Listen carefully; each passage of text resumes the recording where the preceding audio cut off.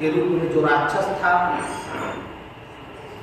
भगवान अपने गायों को चरा करके जैसे ही अपने ब्रज में प्रवेश कर रहे थे तो शाम के समय में उसने आघात लगा करके बड़े जोर से दौड़ लगाई। इतनी जोर से दौड़ लगाई कि मानो अपने दोनों सींग से अपने शत्रु का हम दमन कर देगा।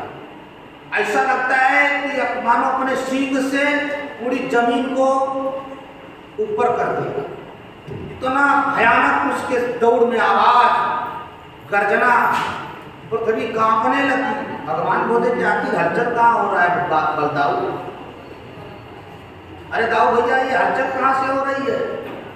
जैसे भगवान देखे कि भगवान अपने पीछे तरफ से तो जा रहे हैं, भगवान अपनी रास्ते में जा रहे हैं, तो भगवान आगे की ओर जा रहे हैं। आगे की ओर का मतलब जो है, आगे की ओर का मतलब अपने महल की तरफ प्रवेश कर रहे थे।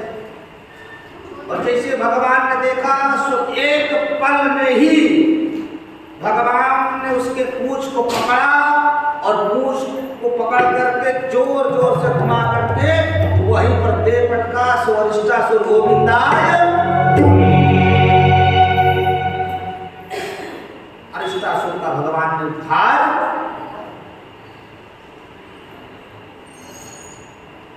अब इसके बाद कंस के सभा में मीटिंग हुई। इतने हमारे राक्षस बलवान हैं, परंतु उस कृष्ण का कुछ बिगड़ नहीं रहा। हमारा शत्रु अभी तक हमको मारने वाला जीवित है, इसलिए एक एक से शत्रु,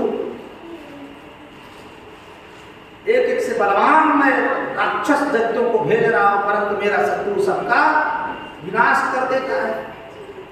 तो उसी समय केशी नाम का दैत्य आया, एक घोड़ा, इसको अपने चलने में बड़ा अभिमान था। तो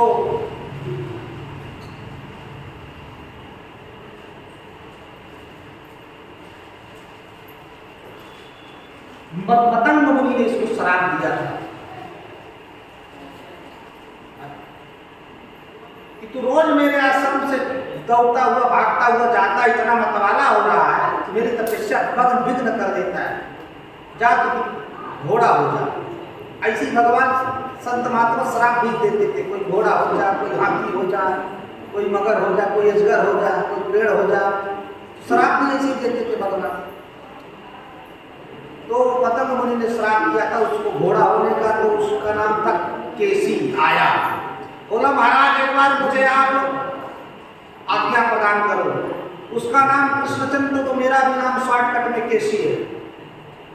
केसी का शॉर्टकट नाम क्या होता है? कृष्णचंद्र का शॉर्टकट नाम क्या होता है? के माने कृष्ण और चंद्र का मतलब सिंह।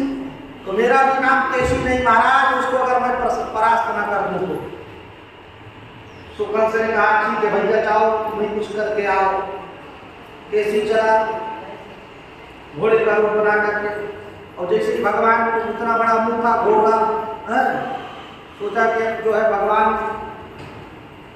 तो अपने मुंह में भर लो। तो जैसे मुंह भर के मुंह फाड़ा, भगवान ने आँख ठूसा और ठूस करके जोर जोर से घुमा दिया, सो उसका मुंह हट गया। उसी समय गोविंदाय नमो नमः केसी का भगवान ने उद्धार कर दिया।